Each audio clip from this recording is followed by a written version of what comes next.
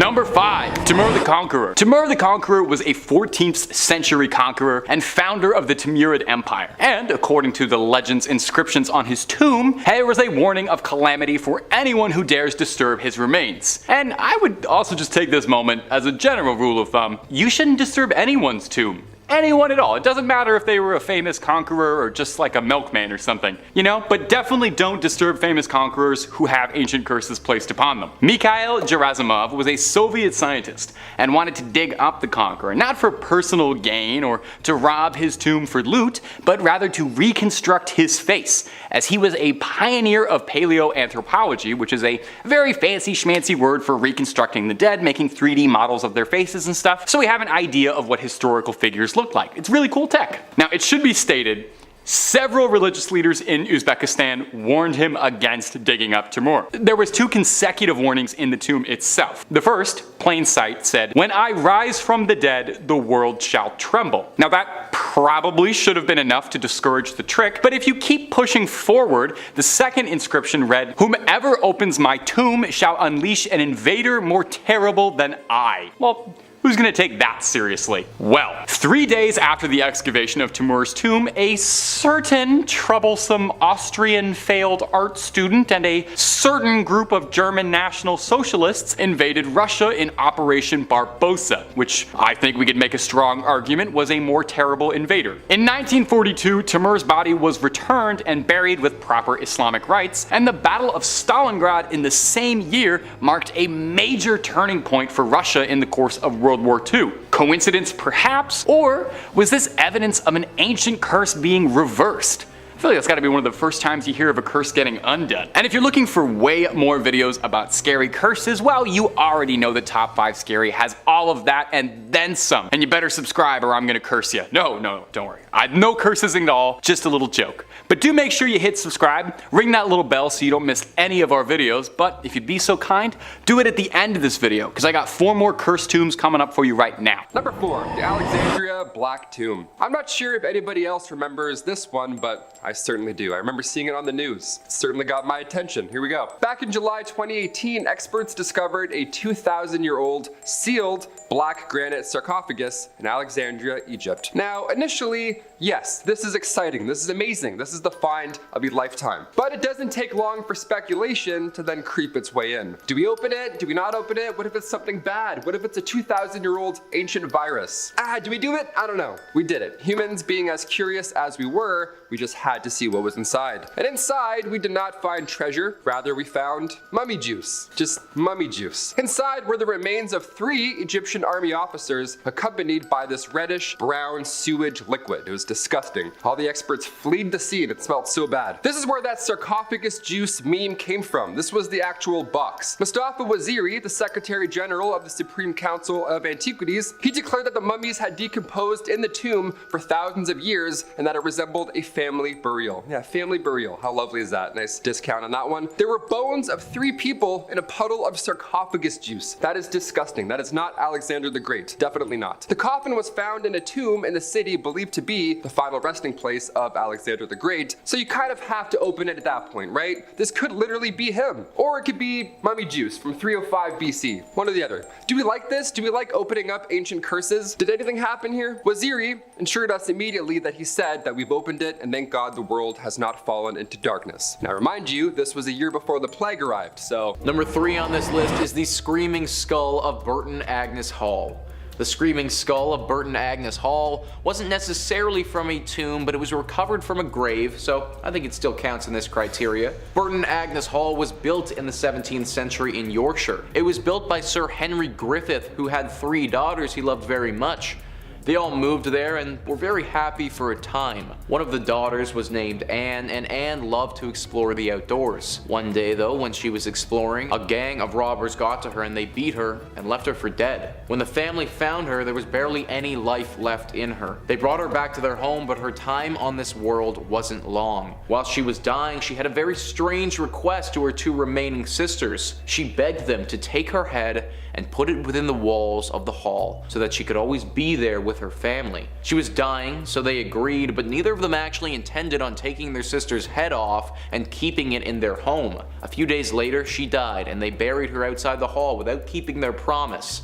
This was a big mistake though. After she was buried, strange noises and banging sounds started happening all over the hall. Screams and crying could be heard throughout, and moans the family couldn't ignore. Eventually they gave in, dug Anne up, and took off her head. They brought it into the hall and the disturbances, they stopped. But years passed and the ownership of this hall changed. The new owners, they had no interest in a dead girl's skull in their home and got rid of it, but sure enough, just when they did, the noises and the hauntings started again. Over the centuries, people have tried and tried again to rid themselves of this skull many times, but eventually they always cave and they have to bring it back in. The skull truly is cursed, and it must remain inside the home at all times if you ever want any peace from Anne's spirit. Number 2. King Tut's grave. Quite possibly one of the most famous tombs of all time, if not the outright most famous. King Tutankhamen's tomb is practically synonymous with the imagery of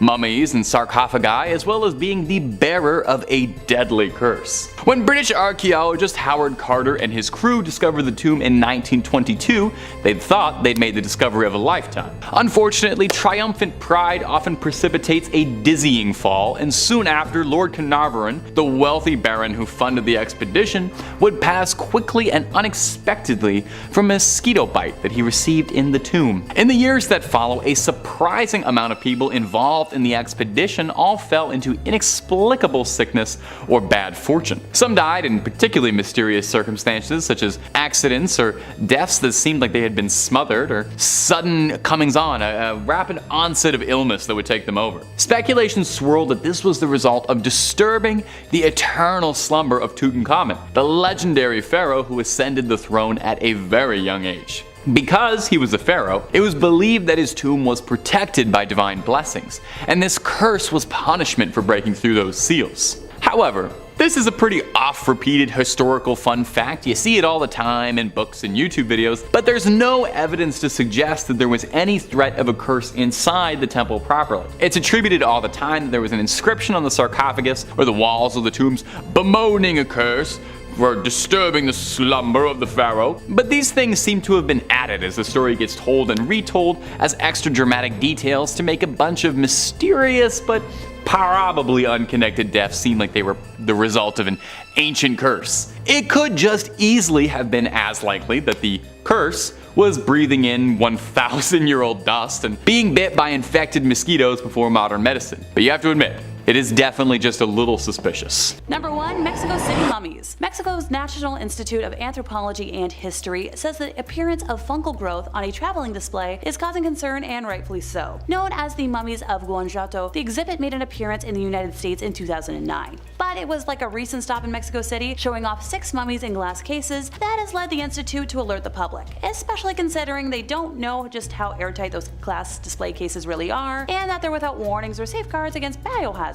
From some of the published photos, at least one of the corpses on display, which was inspected in November of 2021, shows signs of a proliferation of possible fungus colonies. Now, if you remember the infections that have emerged from other tombs as revenge, I'm calling that for this one as well. Experts believe the 19th or 20th century corpses were unintentionally mummified as a possible byproduct of the mineral-rich environment, an airtight, dry underground burial vault, or some other environmental cause. Some of the mummies still have hair, skin, and even preserved clothing, but there's an obvious lack of embalming or other common mummification products. In the early 1900s, the poses and marketing of the mummy exhibit took on a distinct horror element. Some of the bodies were positioned with arms folded across chest and jaws in an open position to create the appearance that the mummies were screaming, which is extremely disrespectful to the dead. In February of 2022, an effort was launched to begin identifying the mummies, but nothing yet. While it isn't an obvious curse like some of the other spots I've spoken about today, I have a feeling any day now we're gonna learn more. And that brings us to the end of our time, and once again, I'm gonna emphasize this: leave the dead alone. Seriously, resting in peace ain't just a figure of speech. Number 5 on this list is the stone pressing. Let's take a second and think of the worst ways to die. Just a little thought experiment. Drowning, that would suck for sure. Apparently that is one of the worst pains you'll ever feel. Being burned alive, that would be really freaking bad.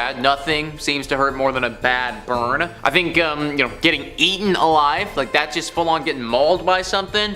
that would suck. You know, I can't imagine that would feel very good. But you know what you probably didn't think of there is getting squished. And to specifically qualify that, getting squished slowly. The reason that didn't come to mind is because no one really thinks about that as a way to go, but now that we are thinking about it, I think that ranks pretty high on my list of horrible ways to die. Getting squished slowly is exactly what happened to a poor man in the Salem witch trials. Ranker says 19 people were executed during the Salem witch trials in early 1691, most of whom were hanged. Giles Corey, however, received a different sentence. During his trial, his torturers tried to make him admit to practicing black magic and being devoted to the devil. They did this by piling rocks on his chest one by one while demanding he confess. All his neighbors watched as he was crushed in a pit, only willing to say, "More weight," rather than confess to something that he had not done.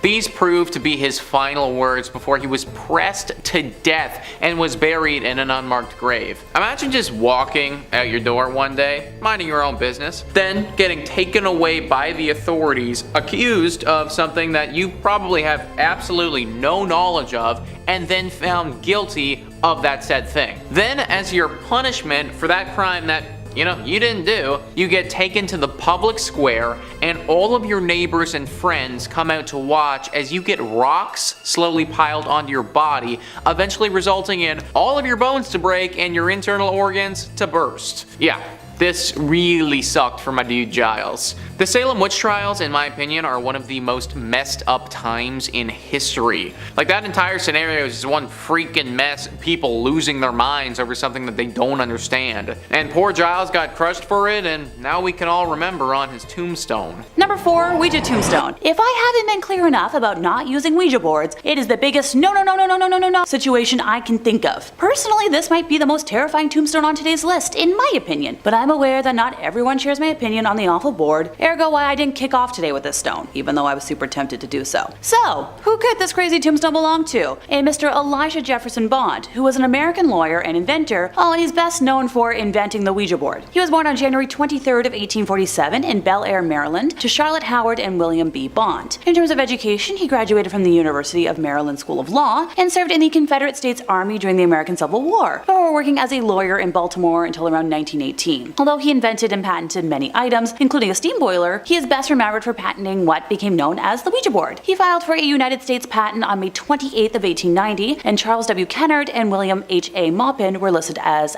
assignees. The patent was granted on February 3rd of 1891, and Bond eventually sold the U.S. distribution rights for the board to the Kennard Novelty Company, who went on to print the board until Parker Brothers took over that company in 1996. Nowadays, Hasbro is responsible for still manufacturing. Wow, that's not how I say that. Nowadays, Hasbro is responsible for still manufacturing and distributing the board to the public. I have many bones to pick with Hasbro, but that would probably be the main one. I'll also never forgive them for what they did with the Disney Princess doll line. Well, they briefly held the licensing. It was just a sad time in doll collector history. Pardon me, I got a little sidetracked there. Elijah Bond's tombstone is cryptic in the sense that it can theoretically relay different messages to different people, or contact demons and cause havoc. Also, the Ouija board wasn't there from the get-go. Elijah was actually originally buried in an unmarked grave. He passed away in 1921, but it wasn't until 2007 that a man named Robert Murch discovered the exact location of his grave. After that, funds were raised to erect a tombstone that memorialized his achievement. While it's a fitting tribute and all, I feel like a large, planchette situation might have been less dangerous. Over the years, many small planchettes have been found near the stone, and that's just a little too tempting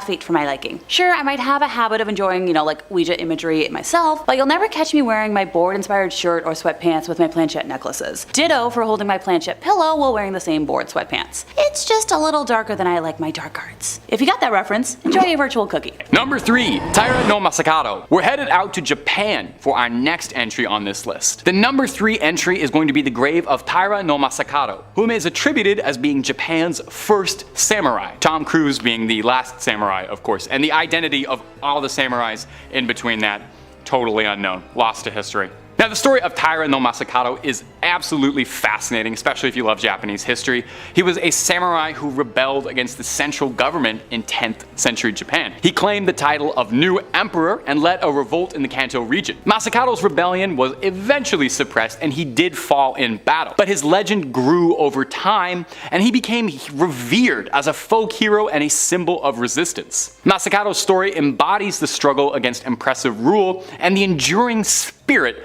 of the Japanese people. And enduring spirit, that might have a few more meanings. When the Ministry of Finance burned down during an earthquake in 1923, the at the time superstitious Japanese emperor blamed Masakado, who had been dead for 1,000 years at this point, so probably not directly involved, but a ghostly curse maybe. The grave superstition actually extended outside of Japan. When the US was occupying Japan in 1945, they refused to go anywhere near Masakado's final resting place. A bank was erected where the shrine was, and a few years after it was built, the branch declared bankruptcy, funny enough. In a last-ditch attempt to save their bank and appease the spirit, they opened an account for Masakado. It didn't help much, and probably just offended him more when he saw that his bank account was empty. These days, there's a small garden dedicated to Masakado's memory where you're invited to come pay homage and respect to Japan's first samurai, but if I was you, I would avoid building anything there at all. Maybe just take a few pictures, sit on a bench, and say something nice to him. Number 2.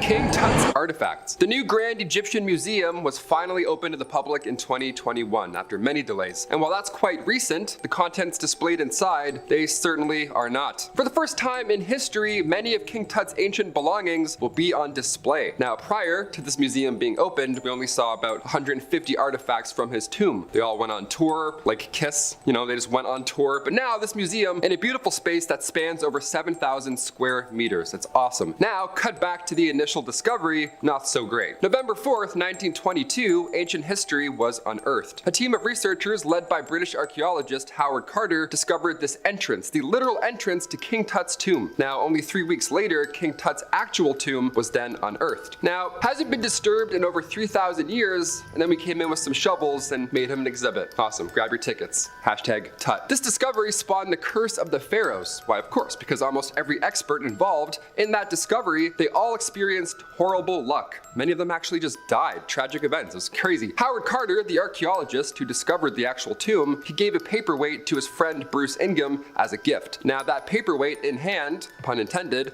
was a mummified hand wearing a bracelet. Inscribed on said bracelet read the phrase, "Cursed be he who moves my body." Ingham's house then burned to the ground not long after receiving said gift, and then when he tried to rebuild the home, it was then destroyed in a flood. That's just one example. Some people, like I said, straight up died. Car accidents, just random medical issues, sicknesses, like I said about plagues and Egyptian mummies, breathing in some old shit. It's not great. Lots of dark history being unearthed. That's all King Tut. Number 1 on this list is the unlucky mummy.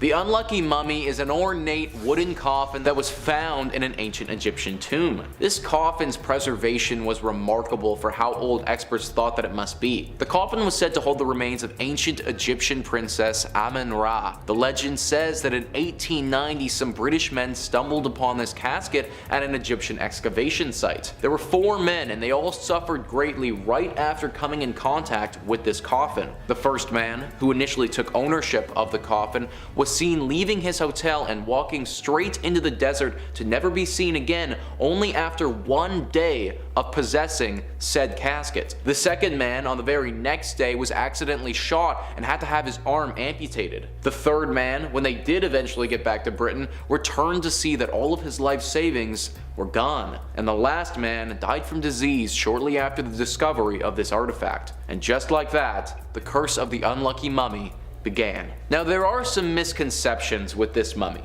Some people believe that the unlucky mummy got put onto the Titanic ship and that's what caused the Titanic to sink. That was never the case though. In fact, once the coffin got to Britain, it's never left. That doesn't mean that this thing isn't still cursed though. It currently resides at the British Museum in London.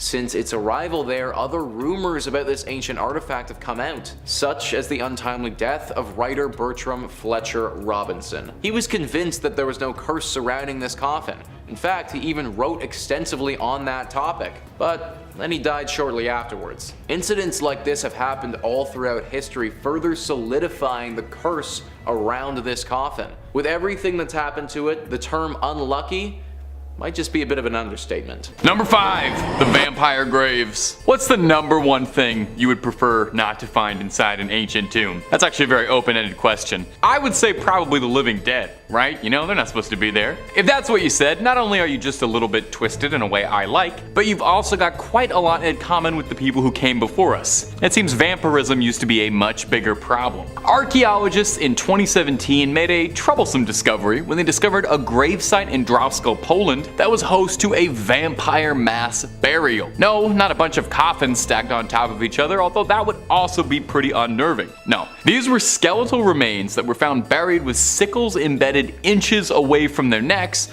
or rocks lodged deep in their jaws. Talk about a jawbreaker. This process might not make a whole ton of sense to us, it's definitely different burial customs than we're used to, was done so that when the interred decide to wake up in the middle of the long sleep and resurrect ready to walk, the sickles or rocks would keep them in place and prevent any would-be vampires from getting up and taking over the town. Now, I'm gonna be honest, I'm not saying we should do this to modern burials, but it probably wouldn't hurt just like a little bit, right? You know? Person who buries people with sickles around their necks is a fool every night but one. This might not be a bad idea. Researchers analyzed fragments from the Drawsko cemetery, where the vampire masquerade was uncovered, learning some interesting tidbits. The vampires' DNA all suggested that they were locals and that their bodies had been lain to rest peacefully, meaning there was no signs of a violent struggle or altercation of any kind. Of course not, you can't fight a vampire. This led the researchers to suspect that these people had fallen ill to cholera, and their symptoms had locals convinced that they might have been creatures of the night. I won't do that ever again for you, don't worry. Now we think of Dracula as sort of the king of vampires, or Edward Cullen if you will, and that vampire stories kind of come from Dracula. And while it's true that Bram Stoker codified and popularized what a vampire is, there have been stories of vampiric revenants since the 11th century in one way or another. Nice to know our ancestors were just as obsessed with vampires as we are. And if you're looking for more stories about vampires, or really any creepy crawly cryptid running around out there, Top 5 Scary has all of that and then some. Hit that little subscribe button, make sure you hit that bell, and click on through on our amazing catalog. If it's something freaky, we got 2 or 3 videos on it. But do all that at the end of this video, okay? I got 4 more scary tombs coming for you right now. Number 4. Tamerlane. In June of 1941, Mikhail Gerasimov, a Soviet scientist, wanted to dig up the Conqueror Tamerlane to reconstruct his face. That was his kind of thing as a doctor. He pioneered the field of paleoanthropology, which is just a very scholarly way of saying reconstructing the dead. Hey, it's a lot better than what a lot of other doctors were specializing in at that time. Local residents and Muslim clergy tried to stop the excavations, but the expedition continued its work despite everything. Tash Mohammed Kariniazov was the leader of the expedition, which, other than Mikhail, also included the writer and historian Sadrian Aini, the famous Orientalist A. Semenov, and M. Gerasimov, along with a young cinematographer by the name of Malik Kayumov. These excavations were mainly aimed to examine the human remains in the tombs and to prove that they belonged to Tamerlane and his closest relatives. The group first opened the tombs of Ulugh-Bek's son, and then the tomb of Timur's sons, Miranshah and Shahrukh. On June 18th, they discovered the remains of Ulugh-Bek, the grandson of Timur, and on June 19th, the heavy gravestone was taken from the Tamerlane's tomb. All this was done while ignoring 2 consecutive warnings on the tomb itself. The first warning was inscribed in plain sight and well known, saying, "When I rise from the dead, the world shall tremble." The second was a surprise, hidden within the tomb itself, reading, "Whomsoever opens my tomb shall unleash an invader more terrible than I." Well, finally on June 20th, the tomb of Tamerlane was opened, and the mausoleum was filled with a sharp choking odor that of the mixture of resins, camphor, rose, and frankincense. It should be noted that Timur died in Otrar on his way to China, so to be buried in Samarkand, he had to be embalmed. 3 days later, Germany launched Operation Barbarossa and invaded Russia. Few would argue that the evil German dictator would qualify as an invader more terrible than Tamerlane. Those that dispute the curse point out that Operation Barbarossa was already planned and underway before the invasion of Russia. Of course, sure, you can argue that. But you also have to note that in 1942, when the body was finally returned and buried with full Islamic rites, the Battle of Stalingrad changed the course of the war for the Russians. Number 2 on this list is the Unforgiving Society. This next one should make you very happy that you live in the time period that you do now, but also make you think think a lot about some of the recent political shifts going on in the United States. Creepy says, this tombstone is of a girl who died a sad death. She passed away in very unfortunate circumstances. She was impregnated before marriage, after which she struggled to get an abortion for her parents' honor. When making her tombstone, the creators could not help but feel guilt for her story. The words on the tombstone describe how unfair and unforgiving the cruel society had been to her. Now, the tombstone actually reads, Kate McCormick, seduced and pregnant by her father's friend. Unwed, she died from a her only choice. Abandoned in life and death by family, with but a single rose from her mother. Buried only through the kindness of unknown benefactors. Died February 1875, age 21. Victim of an unforgiving society, have mercy on us. Now, the first thing that I thought of when I read this was the laws that are being stripped right now in the United States. This is a very polarizing issue where strong opinions are had on all sides, but this tombstone, in my opinion, is a clear example of what can happen when that right is stripped away from women. Kate didn't deserve the fate that she got, and maybe the scariest part about all of this is that this storyline, the one that we saw right here, I mean, a similar one could still happen today. Number 2, Mona Heral Vany.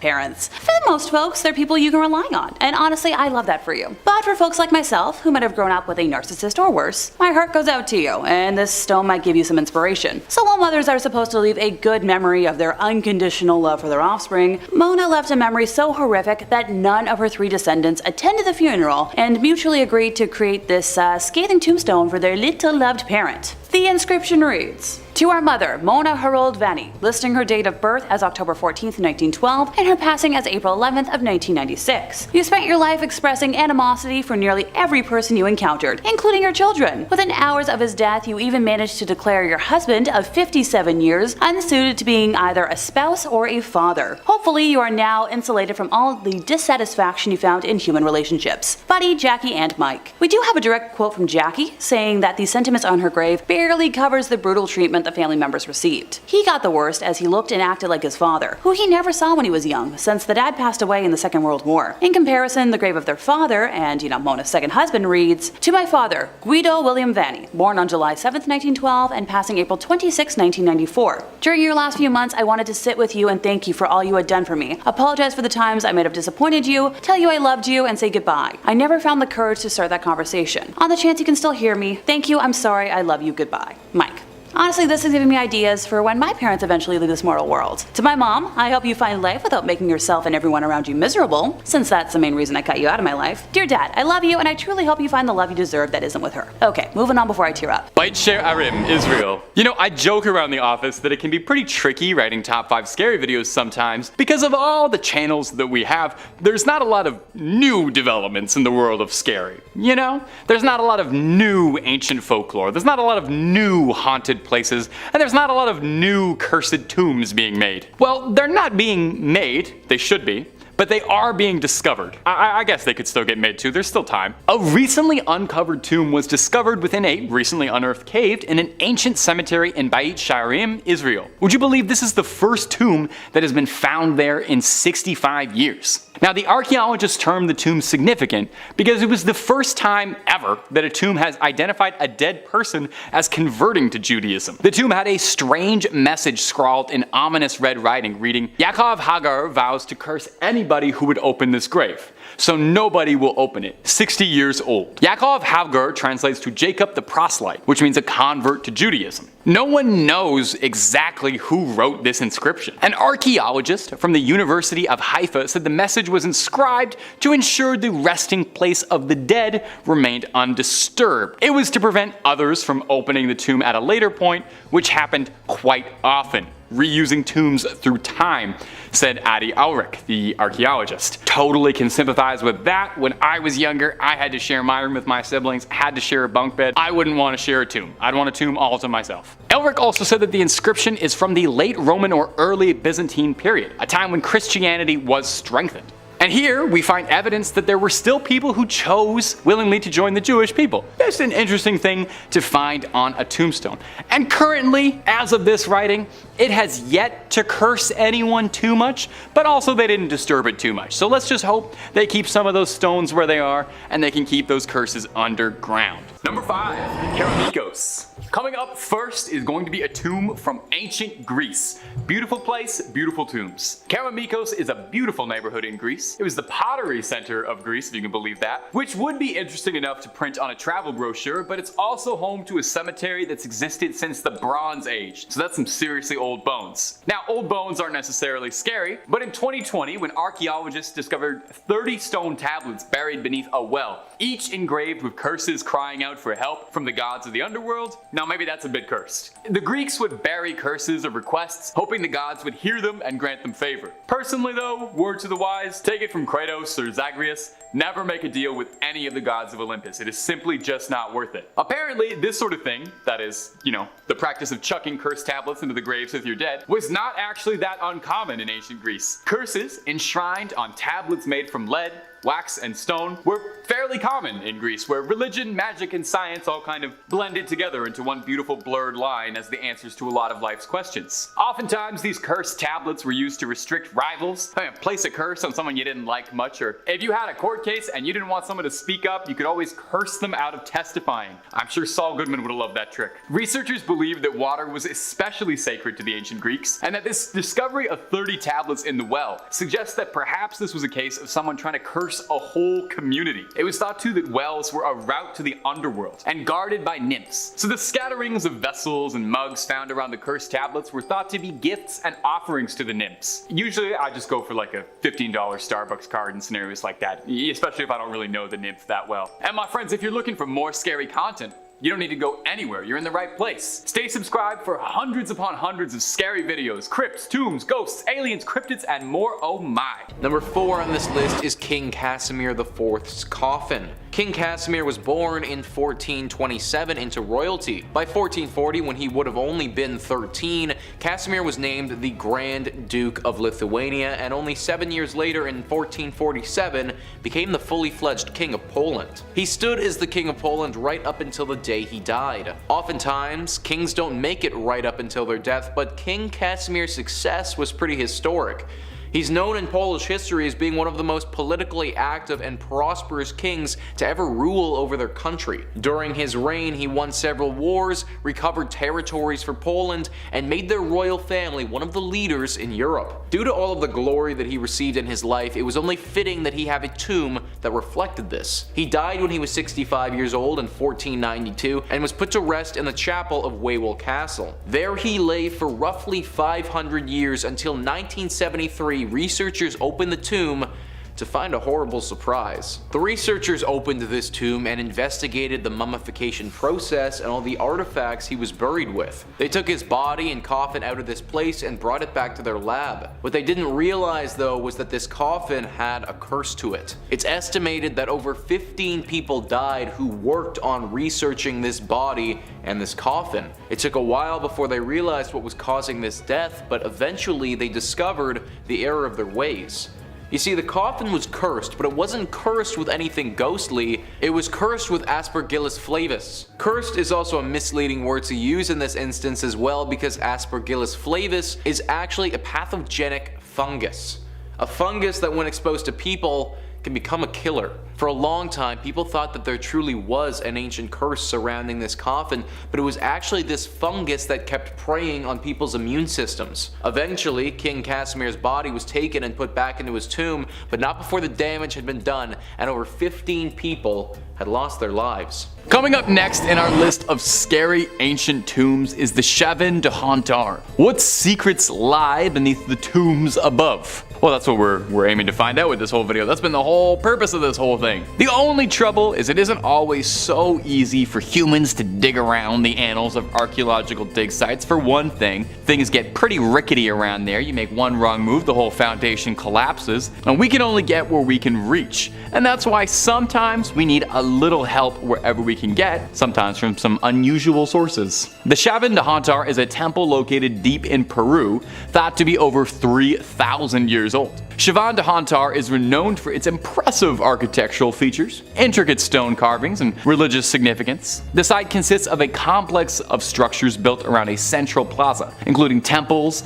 plazas, galleries, and underground passageways, and I think a water park they have installed kind of recently. The buildings are constructed using stone blocks and are decorated with elaborate carvings depicting mythical creatures and deities. Well, American and Peruvian archaeologists were digging beneath this temple, trying to uncover all the secrets it was holding. And in order to truly explore the depths, they brought in a series of rovers to dig for them, and they uncovered a massive series of connected tunnels, 35 in all, spanning thousands of feet, a complicated network running underneath the tunnels. Inside, they found what looked like evidence of a gallery of sorts, ceramic fragments, tools, artwork, offering bowls, and some remnants of a few human skeletons. Wouldn't be a temple without a few human sacrifices, right? Researchers believe this was a gallery, referring it to as the Gallery of the Offerings. Could there have been a darker purpose, though, behind the constructions of the tunnels deep underneath the Shian Dantar? Does the Gallery of the Offerings mean these were human sacrifices being offered up to the gods above? And who knows more?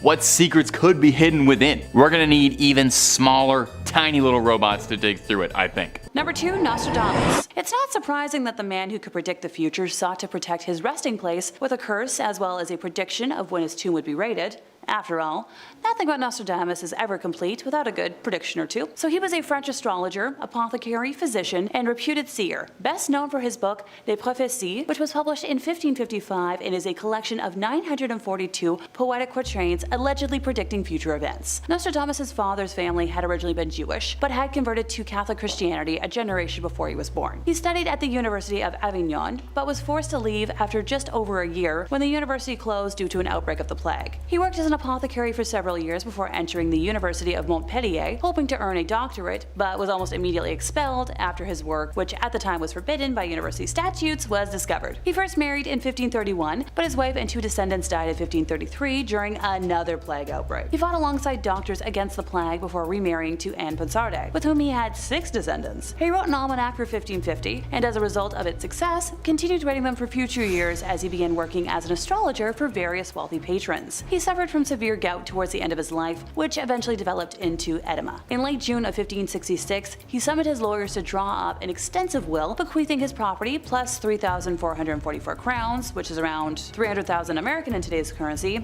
minus a few debts, to his wife pending her remarriage, in trust for her sons pending their 25th birthdays and her daughters pending their marriages. On the evening of July the 1st, he's alleged to have told his secretary, Jean de Chavigny, "You will not find me alive at sunrise." And what do you know? The next morning, he was reportedly found dead, lying on the floor next to his bed and a bench. He was buried in the local Franciscan chapel in Salon, but reinterred during the French Revolution in the Collégiale Saint-Laurent, where his tomb remains to this day. In a quintessential Nostradamus quatrain, he calls out whoever would dare disturb his tomb, he who will open the tomb found, and will come to close it promptly, evil will come to him, and one will be unable to prove if it would be better to be a Breton or a Norman king. A report from York University goes into detail about what just kinda happened when the tomb of Nostradamus was disturbed in 1793. In the heart of the French Revolution, French soldiers went after the fabled tomb, ignoring the supposed rumor that whoever opens the tomb would be, killed. It's said that the soldier who opened the tomb found a sign around Nostradamus' neck that predicted the exact date. After drinking wine out of his skull, the soldier was then killed by a stray bullet. Hey, that's what you get for messing with the wishes of the dead, my dude. And finally, number 1 on this list is Mary C. Donlenchi. Mary C. really wasn't too fond of the people who put her where she is now. In fact, she hated them so much that she put a curse on them, one that might still be running rampant throughout their bloodlines to this day. Her tombstone read, "May eternal damnation be upon those in Wailing Part who, without knowing me, have maliciously vilified me. May the curse of God be upon them and theirs." Now, the crazy part about all this, though, is that apparently her neighbors and the people that she's cursing, they didn't do anything wrong to her. Creepy says, as shown by the words on the tombstone, Mary C. felt nothing but anger towards her neighbors. The delusions she had of her neighbors conspiring against her are depicted on this tombstone. She left all of her possessions to the Massachusetts Society for the Prevention of Cruelty to Animals after her death in 1985. The neighbors reported reported how the deceased used to constantly indulge in petty fights and negative behaviors. So apparently this curse was just her being super petty. Imagine you only have a few more words on planet Earth, and instead of like telling your family you love them and stuff, you decide to curse your neighbors who literally did nothing wrong to you. This curse hasn't been super effective though, which is a good thing. Apparently some of the members of the cursed family have noticed something every now and again, but nothing too major that should make anybody freak out. Still though, really hoping that I don't become my neighbor's punching bag and get cursed from beyond the grave for literally nothing. Number 5, pressed to death. Okay, on their own, the words may not completely strike fear, but bear with me a moment here while I explain before you click off. I find historical context tends to help quite a bit, especially since those who ignore history are doomed to repeat it. So the Salem witch trials in the early 1690s were responsible for the deaths of around 20 folks, mostly by the way of the rope necklace or drowning, but this is a unique situation. Giles Corey received a more painful death by pressing on the weights of stones, and his last words were, "More weight." Look, I love a spiteful last couple of words against ignorant folks, so I'm already Team Giles in this story. I'm gonna have to mentally remind myself though that I'm not talking about Buffy before I get confused. Trust me, it happens easily. So before Giles was accused of witchcraft, his wife Martha Corey was also accused, which is pretty par for the course at the time. She was a woman dedicated to the church and not aware of the level of paranoia, and denied calmly in such a way that the judges misunderstood her gesture for that of someone who has an evil plan that is successful so far. If anyone is unaware, back in the days of the trials, you could be accused of being a witch for simply looking at someone the wrong way. And the trials and torment were designed in a way that even if you were,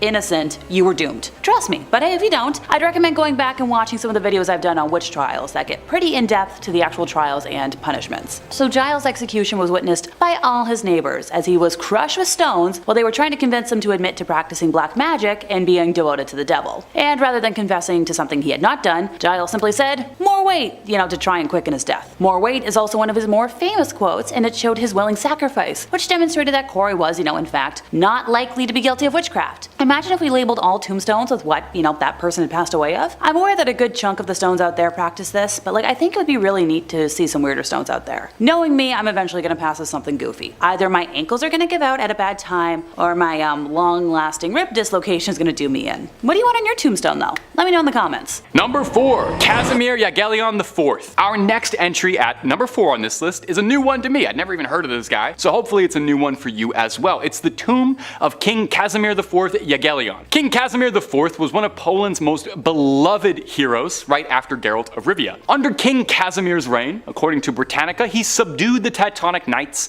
and fought to keep a union between Poland and Lithuania while recovering lost lands taken from kings before. Pretty cool king stuff. His legacy is that of one of Poland's most notable leaders, and his grave has left quite a lasting impact on the country. After King Tut's grave was exhumed, around 40 years after, something very similar happened to a research crew in Poland at the tomb of Yagelion. Because no one learns any lessons. Researchers were eager to dig up the king to learn about his death and dug right on in. Again, you gotta listen, you gotta learn. You saw the people digging up King Tut, did not work well for them. Things did not go well for the excavation team. Unearthing the king under Waffle Chapel was easy enough, but it's the examination that started to claim so many lives. As the examination was in progress, those involved started to die from strokes and infections. Within days, 4 were dead, and within years, around 15 of them were dead. Was it a fungus inside the coffin and tomb that had infected the researchers? Or perhaps were they playing with something up far above them and far more powerful than they ever could have understood? Again, I don't know how many more times I can beat this drum. If you have to dig up the grave of an ancient king or an ancient emperor or an ancient conqueror or anything, at the very least bring a priest or something, or somebody to bless the place, somebody to do a little anti-curse work. You're setting yourself up for failure that way. Number 3. Kinshi Hang. The tomb of former emperor of China, Kinshi Hang, is notable for many reasons. Maybe it was because in 1974, when farmers from the Shaanxi province were digging a well, they discovered hundreds upon hundreds of terracotta soldiers, complete with horses, chariots, officers, infantry, and a whole court. They discovered one of the world's greatest archaeological wonders. 2,000 terracotta soldiers. Kinshi Hang's tomb. The tomb was built like this basically to serve as history's most impressive flex. Kinshi Hang wanted to make it good and clear that even in death, he held more might and imperial power than anyone could ever imagine, and he wanted his own army to take with him in the afterlife. They say you can't take it with you, but he did. What's wild is we don't even know how far this tomb goes, since it still hasn't been fully uncovered. Those thousands of terracotta soldiers, those might just have been the first wave of guys coming out the door. While he reigned, Kinshi Hang wanted to make sure his tomb was a very good approximation of his own legacy. So, naturally, thousands of laborers worked tirelessly for decades to create a tomb worthy of China's emperor. It's estimated that 700,000 laborers are thought to have worked on the tomb, which took nearly 40 years to build. Kinshi Hang only even lived to be 49, so good thing they finished that in time, eh? Kinshi Hang himself is thought to be buried beneath an enormous pyramid-shaped mound that stands a good distance from the excavated portion of the tomb. Now, according to historians, the central tomb contains treasures and wondrous objects collected during his life, included a flowing river of pure mercury, which ironically back then they associated that with immortality. Now I think we associate that with poisoning. Soil testing the nearby areas has revealed elevated levels of mercury in the dirt, so this might actually be true. However, no one is too eager to go digging or check, since it sounds like Kinshi Hang kitted this place out like a video game dungeon to keep any would-be Nathan Drakes or Lara Crofts from raiding this uncharted tomb. The tomb is said to be protected by ancient ballistas and complex mechanisms that will fire arrows at any potential grave robbers and make Indiana Jones blush. And that mercury vapor probably is not doing anybody any favors either. In any case, the Chinese government has been in no rush to explore what's down there. It's best to let the sleeping dead lie, especially when he has got thousands of terracotta bodyguards who, I don't know, maybe they're cursed, maybe they'll come to life. I just wouldn't mess with it. Number 2 on this list is King Tut's statuettes. King Tut's tomb didn't just have one cursed item, it had multiple. His burial mask is pretty widely known, but many don't know the story of 2 statuettes that also came from this tomb. These were 2 small bronze statues found inside the tomb. One of them with their hand over their heart and the other one with their hand over their mouth. Lord Carnarvon, the man who funded the initial excavation, gave these to a friend as a gift. This was meant to be in good faith and a friendly gesture, but he had no idea the trouble that they would cause. The name of the family is omitted in this story to protect their integrity, and the person who received the statues is simply referred to as James. James received these statues and brought them back to America with him, but then started to suffer the consequences. Once wildly successful, James started to lose everything: his company, his money, his family. James went through 3 failed marriages, a complete collapse of his immense fortune, and finally died of illness without ever realizing these statues were part of the problem. He left them to his grandson in his will, and the curse continued. When his grandson took hold of these statues, he was a decorated Olympian, but he also suffered a serious fall from grace. Injuries, other accidents, and failed business ventures plagued the grandson from the second that he took hold of these statues until finally he called the museum. He donated them to the museum so that they could be put with some of the other King Tut pieces and the curse could finally be lifted from his family. Now, it's certainly possible that this was all a coincidence and this family just got down on their luck at the wrong time, but anything involving King Tut has the potential to be cursed, and I wouldn't be surprised if these statues were part of that. Coming up last on our list of strange tomb finds is going to be the Aztec skull rack. If you and your buddies needed a name for your hardcore band, that name is totally up for grabs, just saying, and I will be there moshing at your first show. The Aztec people were known for their agriculture, their art, their funny calendars, and also their propensity and love of a good human sacrifice. To be fair, can you blame them? You know, there's certain cultural differences and sensitivities at work here. Sure, to us, it might seem a bit barbaric to kick a severed head like a football, but to them that's Sunday night, baby. So the Aztecs like to sacrifice a man or two. But what came of all those bones that were sacrificed? Well, outside the Templo Manor in the Aztec city of Tenochtitlan, researchers discovered an enormous zampatli, or in more casual terms, a skull rack. Flanking the skull rack was 2 giant towers made up of a substance you could probably guess: human skulls. Researchers suspected that there were thousands of skulls in these walls, maybe more, letting you know just exactly how many people were sacrificed and offered up to the gods. You ever see like the inside of a lamp that you haven't checked in on a while and it's got a bunch of dead flies in it and you wonder how many are in it? This is like that, but for skulls, and it was part of a wall. The skulls likely belonged to enemy warriors and those deemed sacrificial, which is something my boss called me last week. Archaeologists theorize that once the skulls started to deteriorate on the rack and lose some of their flavor, they would get moved to the towers. When the Spanish first discovered the city of Tenochtitlan, they wrote about how horrifying they found the towers, and it's hard to blame them. I'm describing them to you now, and they sound horrifying. Imagine seeing them up close and personal, but I'm not gonna lie. It would be kind of metal though. Just a little bit. Number 5. King Tut. The Curse of the Pharaohs, or the Mummy's Curse, is a curse alleged to be cast upon anyone who disturbs the mummy of an ancient Egyptian, especially a pharaoh. This curse, which does not differentiate between thieves or archaeologists, is claimed to cause bad luck, illness, or death. The tomb of Tutankhamun, or King Tut for short, was discovered in the Valley of the Kings in 1922 by excavators led by the Egyptologist Howard Carter and his friend George Herbert, otherwise known as Lord Carnarvon, more than 3,300 years after King Tut's death and burial. Whereas the tombs of most pharaohs were plundered by grave robbers in ancient times, Tut's tomb was hidden by debris for most of its existence and therefore not extensively robbed. The unexpectedly rich burial consisted of more than 5,000 objects, many of which were in a highly fragile state, so conserving the burial goods for removal from the tomb required an unprecedented effort. It thus became the first known, largely intact royal burial from ancient Egypt. To date, the discovery of the tomb is widely considered one of the most famous archaeological discoveries of all time.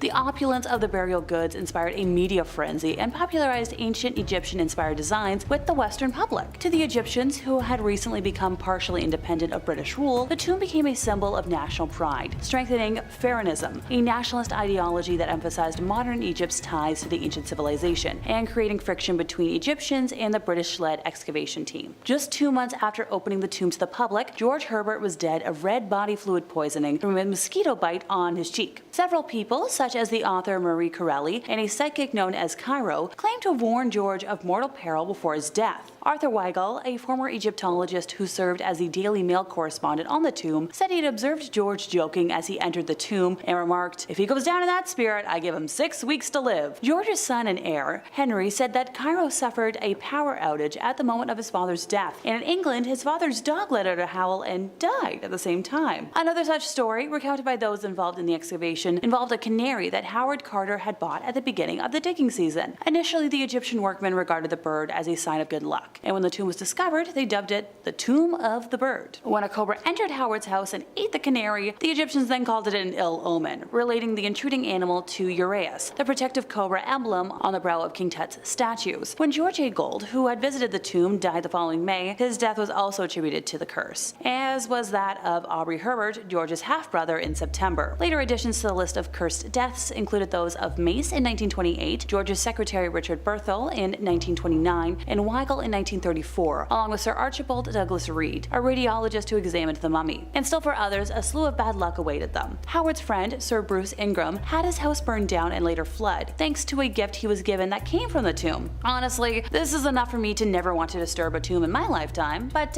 let's move on and strengthen my argument. Number 4 on this list is specimens. Whenever I hear the word specimen, I get a pretty distinct image of science and laboratories, test subjects. I think of movie scenes where there are vials of weird substances and really smart people doing some really questionable forward-thinking stuff. What I really don't want to be thinking about though is dead bodies. That's pretty much what we have here though. Creepy says, Ohio Asylum is known for its creepy and thrilling gravestones. However, 2 of those gravestones are amongst the most horrific ones. These tombstones read the word specimens only, with no other details like date or name. What freaks people out is the imagination of what the word specimens could possibly be referring to. What are these specimens of? Many theories have been made. Specimens of body parts of the deceased or bodies of on whom the untested medications were tested. We always knew that the old asylums were bad news, but this is taking it to another level. Like old asylums back in the day would run some very questionable experiments against people's wills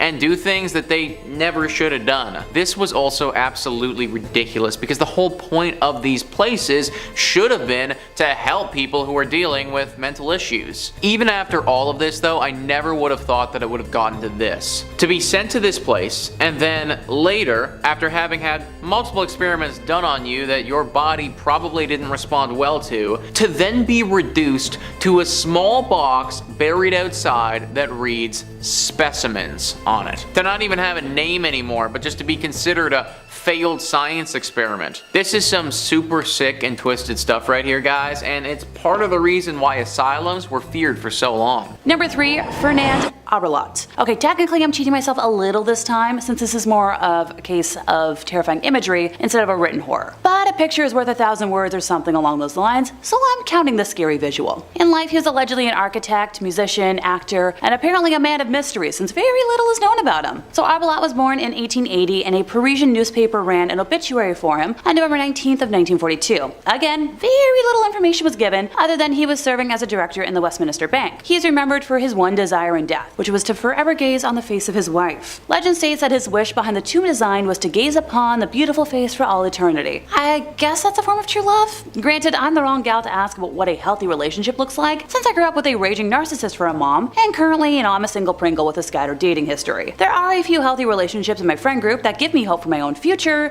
but I'm still very much a cynic when it comes to observing relationships. So the tomb in question depicts a man lying on his back, holding up a disembodied head, and gazing into its cold stone eyes. The grave monument was designed by Belgian sculptor Adolphe Wansart and constructed in 1946, which was 4 years after the original passing. The epitaph on the grave reads, "Il fera à merveille de beau voyage qu'il aimait jusqu'au bout de la vie." Or, in English, they marveled at the beauty of the journey that brought them to the end of life. With Canadian French being my second language, I often forget that I should say French quotes in English as well, for clarification's sake, or in case I mess up Parisian French. So Arbelot died in Paris, France during the German Nazi occupation. Sadly, the interwebs don't like when I say the real word, so bear with my thesaurus on that one. One story is that he actually killed his wife and then took his own life, but it's not confirmed. Once again, there are very few records currently available to indicate what he achieved in life, including the name of his wife or her place of burial. If you want to visit this work of art yourself, it can be found while wandering the grounds of Père Lachaise in Paris. It is, after all, one of the most famous cemeteries in the entire world, and it's strongly linked to death. Père Lachaise is known for its great beauty and the incredible demand for its few burial spaces. It's also the largest cemetery in Paris, at 44 hectares or 110 acres. With more than 3.5 million visitors annually, it is the most visited necropolis in the world. It is located in the 20th arrondissement and was the first garden cemetery, as well as the first municipal cemetery in Paris. It is also the site of 3 World War I memorials. The cemetery is, by the way, located on the Boulevard de Ménilmontant. Number 2.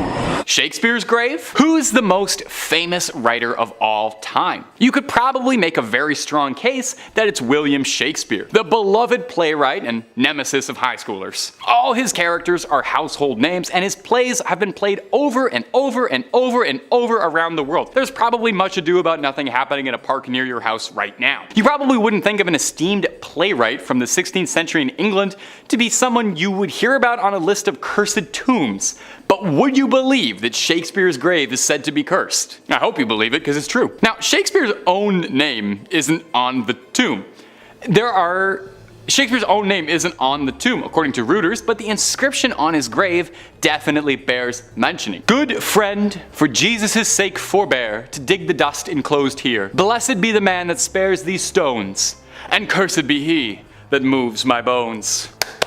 Thank you. I did Stanford for a few years. Yeah, thank you. It's no big deal. It's no big deal, guys. The warning worked.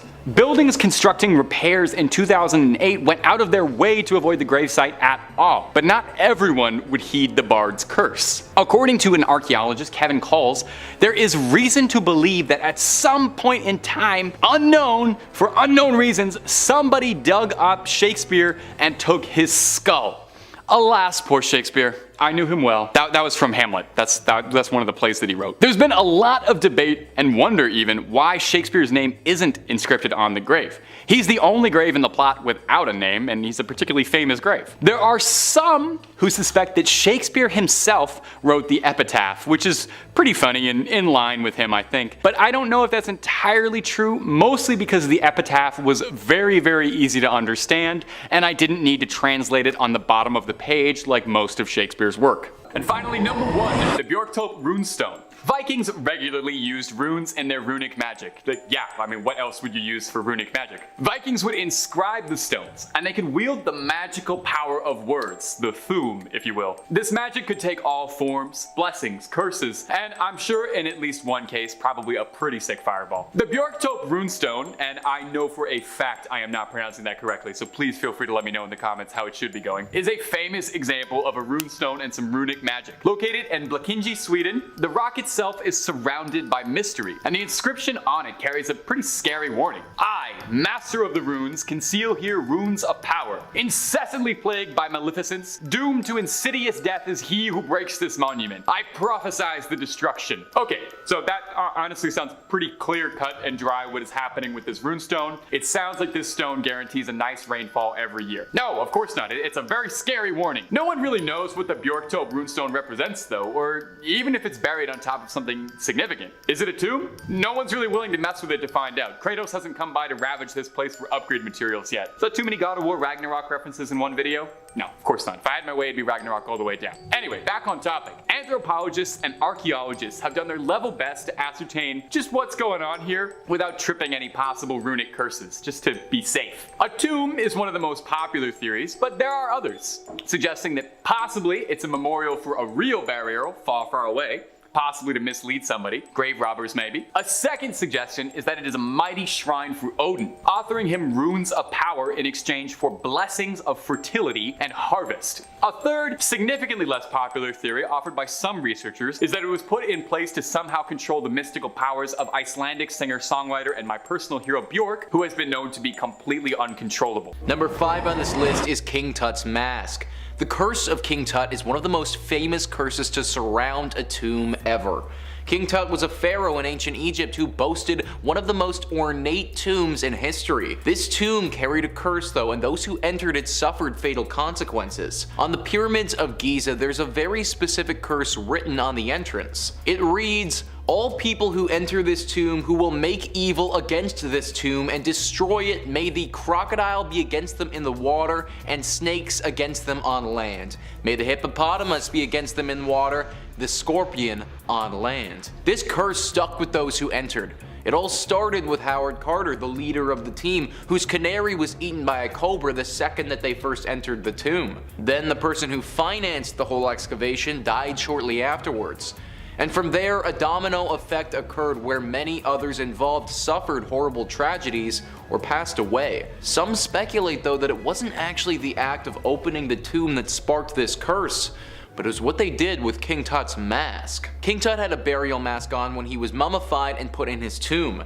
The mask is beautiful. It's meant to resemble the person it's on so that the gods can recognize him and bring him up to heaven. Inside the mask is a bunch of oils and materials that are said to help preserve the body. All of this is all well and good, but on the back of the mask is an inscription. This inscription is said to be a curse similar to the one on the pyramids of Giza. Well, if that wasn't enough, then there's a rumor this mask was broken during the excavation process and had to be reassembled when they took it back to their headquarters. Opening the tomb is already problematic, but to then break the mask of King Tut that has a curse inscribed on it, that's just asking for trouble. Number 4, Tialpal, Old Mexico. Once you make a career of digging up bones out of the dirt, I imagine it's kinda hard to shock you, you know? You see one scary, weird bone, you kinda seen them all. The National Institute of Anthropology and History has seen a lot of weirdness in the days since their inception. But it was this find that they uncovered recently in Tialpan, Mexico that had even the most stone-faced gravedigger questioning reality. You see,